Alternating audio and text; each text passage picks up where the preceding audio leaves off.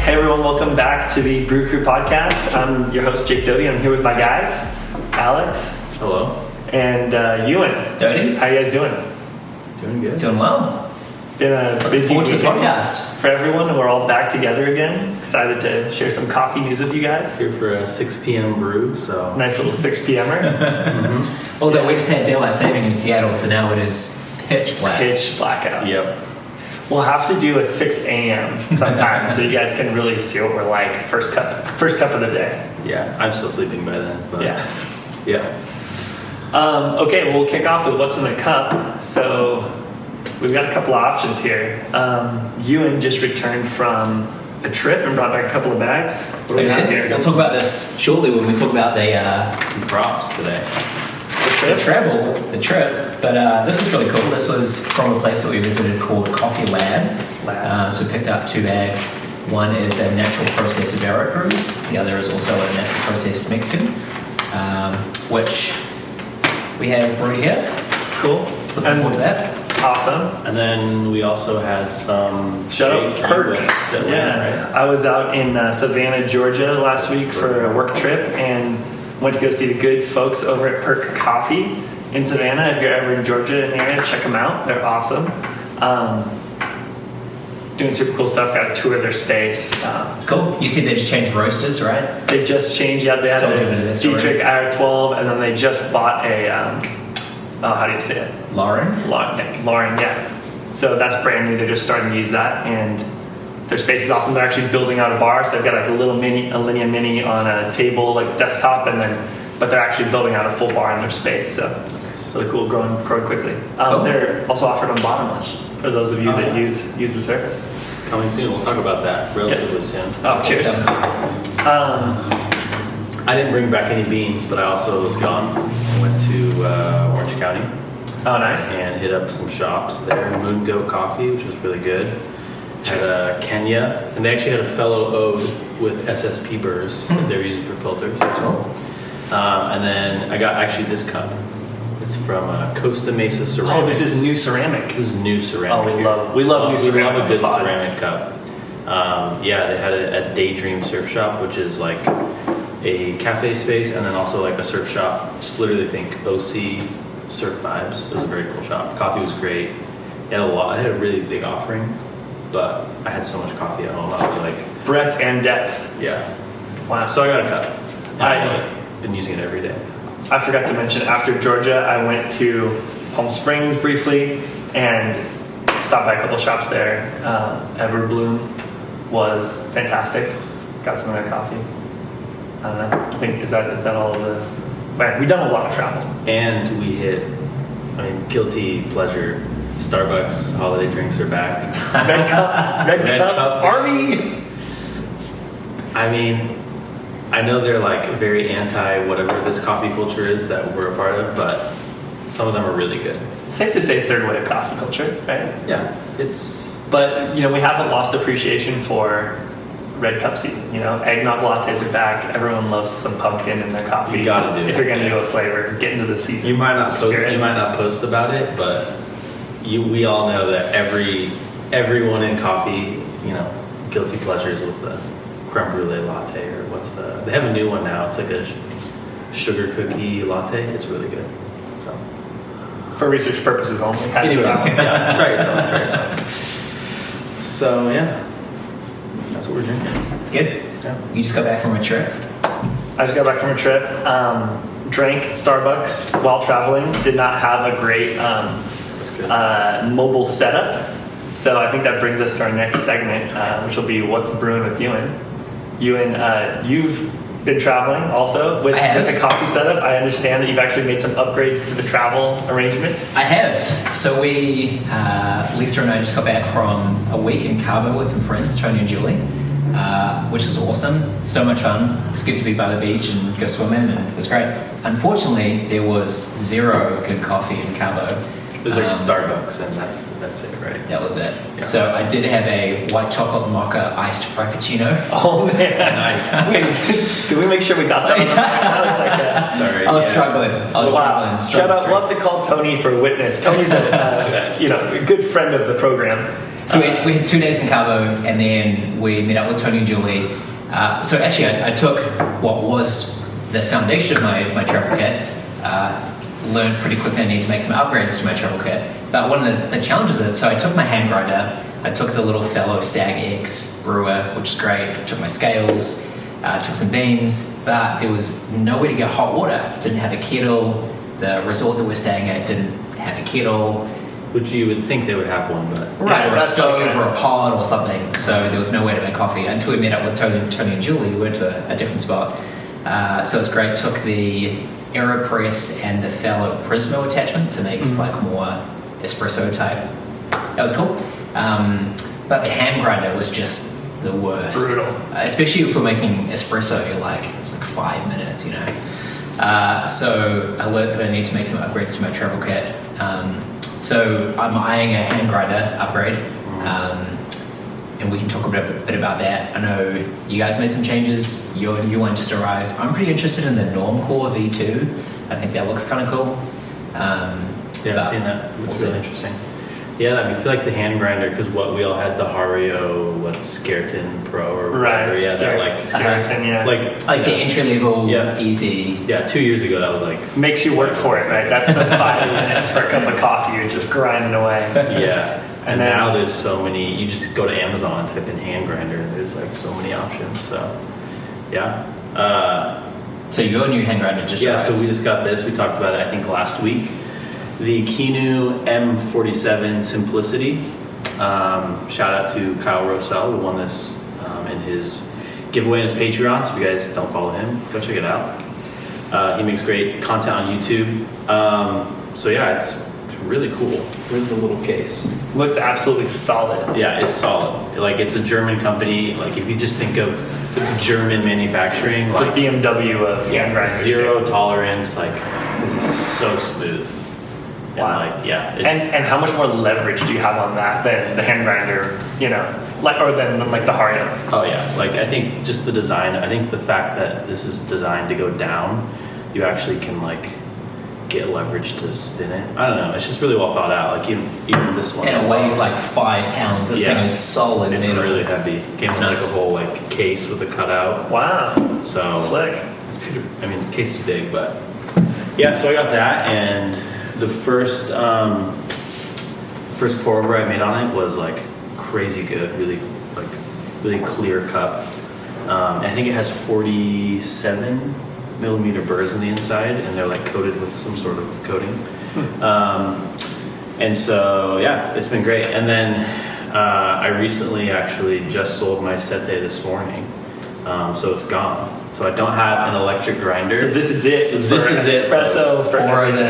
espresso. Yeah, so it's actually the nice thing about it is it has a true 0 point. So I can always mark down like at espresso I'm at 1 rotation, and there's like numbers 1 through like 10. That's So nice. I know- That's one of the real challenges with the hand grinder Yeah. that I have is like you just got 0 frame of reference. Yeah, for you're like you just have I to think it was test 10 it. Yeah. clicks. Yeah. So yeah, I can basically know like we did. I think we did one of these with it, and I just twisted it back to like 1 turn and 0.8. Right, whatever it was. Yeah. So it's like it's nice that it has a true 0 point. So like I'll go back tomorrow and make espresso in the morning, and I like am at the same setting. So that's pretty good. Grinding on espresso is like hard on a hand grinder, just so much work. Yeah. But I can probably grind like 18 grams. I think this morning was like in probably under a minute-ish, like 45 seconds. Well, that's something It that's took a kinda- lot of work, but That's something that's kind of interesting. Maybe we can talk some more about it when we talk about like entry level home kits for people and what's the right kind of gear to pick up for the right price point. But a lot of people, these can do, we're just talking about the fact these can do both pour over and espresso. right. And the quality of grind that you get on something like this for the price point versus an electric grinder at that same price point, often the quality of these is much better. Right. Like I think, because really at the end of the day, you're probably paying for the electronics. Whereas at the same price, because you're not paying for electronics, you're getting higher quality. You're paying for a better burst in it. Right. Yeah. Or, build and that sort of thing. So yeah, so it's been great. I'm super pumped on it. We'll see if I get sick of hand grinding. Probably quickly. We have the Vario Plus, which is what I'm aiming to get. That doesn't come out until maybe end of this month. We'll see. Ooh. So yeah, we're making moves. As And they remind say. me, does the Aeropress come in different colors? Are you buying it? Of course, you would want to. Does it come in matte black? Is what he's really I asking. got- Well, it comes yeah. in a white, right? Or is there only the model up? Yeah, there's white and then like the classic like stainless steel and black. Okay. The Do you black know on which- it is plastic and the stainless steel is metal. So to Ewan's point, we could powder coat it. Oh, yeah. in theory. Okay. Oh, yeah. We'll see. Music We'll to my see. ears. Well, talking about powder coating, actually, I have only been pulling espresso for the last like week on my decent because I was doing a powder coating job for something else, and so I disassembled the steam wand on my machine, and I thought that it'd be kind of cool to Why not? powder coat the steam wand because it was the only part that was like stainless steel left on the machine. So I just picked that up like 5 minutes before we started recording. So I'm We'll have to looking drop a forward to- photo right Yeah, here. we'll put a photo. I don't know if I've ever seen anyone do powder coated This is the steam. first, yeah, you so- need to get your Guinness Book of World Yeah. Records ready. It's a bit of a Ewan's an test. innovator. It's a bit of a test. It's going to be interesting to see how it holds up as it heats up and cools down and Right. does things over next Because month. I guess so. it's industrial coating. Like you'd put this on like a truck grill or something. Like so, because like on my rocket, which we had the same coat, like it gets pretty. It doesn't get as hot as probably the steam one, but it gets pretty hot. And like I would imagine it shouldn't flake or chip or anything. So Yeah, it's going to be interesting to see. So That's the I'm time. looking forward to having my first latte tomorrow and the last week. Wow. that's brutal. Commitment. Yeah. I almost feel like when you only have one brew method for a certain amount of time, like, you'll go back between pour over and latte, but then when you only have like espresso or only have pour over, and then you get back to like, fuck, finally do milk again, like you kind of, I don't know, maybe we're just spoiled and it's like a first world problem, but I kind of get like, man, what I would do for like a latte right now or something like that. Exactly the way that I felt when I was in Cabo. You're not hankering for it. Right. So that's one. I mean, all these different ideas about different like costs of setup. We were prompted by one of our listeners about bean pricing. What's the best kind of value for dollars with beans. But then we're also thinking about trying to combine maybe a whole episode where we talk about different price points for espresso setup or pour over, and then the beans that go along with it, how to maximize money. Yeah. Like we had a friend that just got a Barista Express Great machine. from doing just pour over, and now he's like on his espresso journey, the dial in, The journey. the game of dialing in. So yeah, it's like, that's a good question.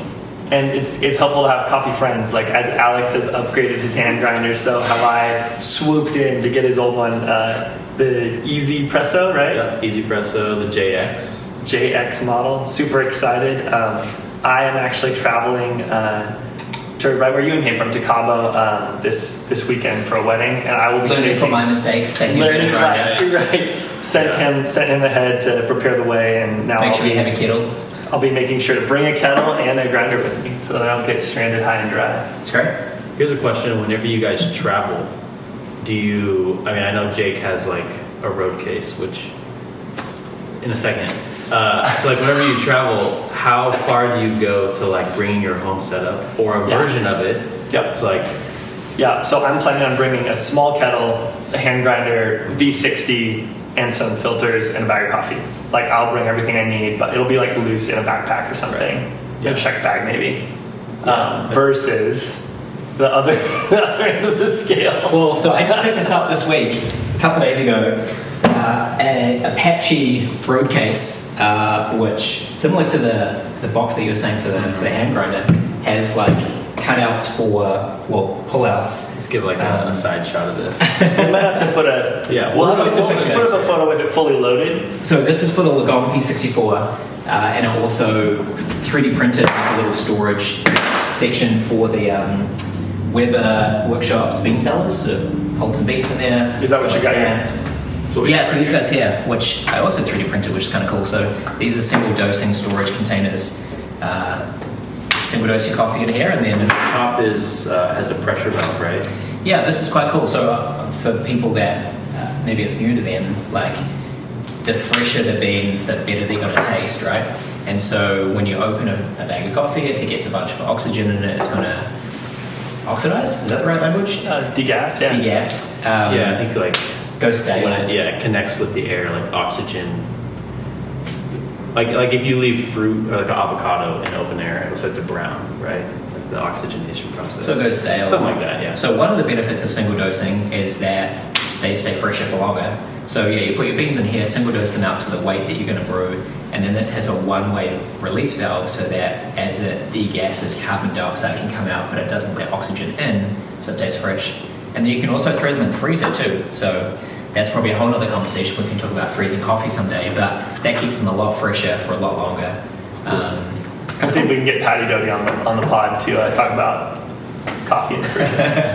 But talking about travel kits, okay, this guy from Lagon, one of the things that's really cool about the decent espresso machines is they actually ship them in a like full suitcase, Right. cut out foam and everything. That's pretty cool. So that's like the extreme. Toss something in the bag versus checking two separate check bags just for coffee. Right. Yeah, Ewan's Alaska Levels of fit. free bag is a Apache. Taking full advantage. TSA is probably like, why is this guy traveling with a microscope? It's weird. Yeah, that's weird. Yeah. What's he studying? Yeah. I mean, I think on the like topic of travel kits, I think the other thing that like is the unsung hero is like the Aeropress.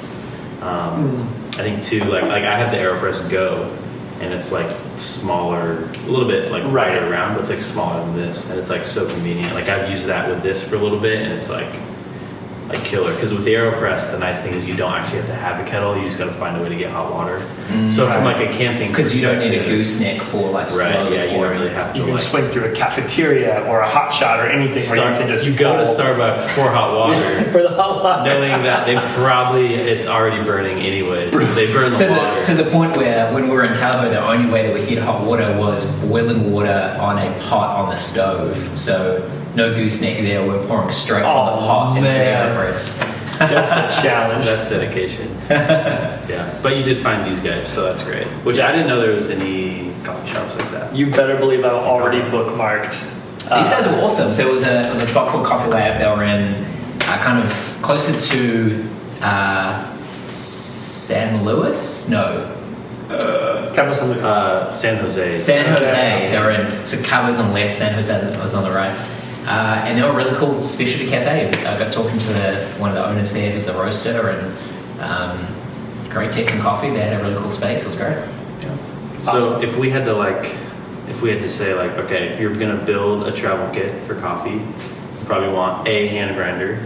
So I mean, these are probably a little bit more expensive than you'd need to go. No, but I think a especially, great travel but- kit is some kind of hand grinder. Yeah. You need some kind of scale. Good option. I mean, honestly, like any scale, right? Like your phone can take time. I mean, there are really nice scales like the Akai scales or even the Hario. The Time War one, actually, which we can link it below. We have some friends that got that and they really like it. Time War, yeah. Up and coming.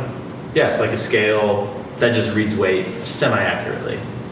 And then of the brewers that you can use, you mentioned the Aeropress. I think that's Yep. a great option. It's really small. And get the Prismo attachment, so you have the Prismo options. attachment's great. Yeah. The Fellow Stag X Brewer, the smaller one, is what I was using when we were in Cabo. That guy's great. Yeah, it's pretty small too.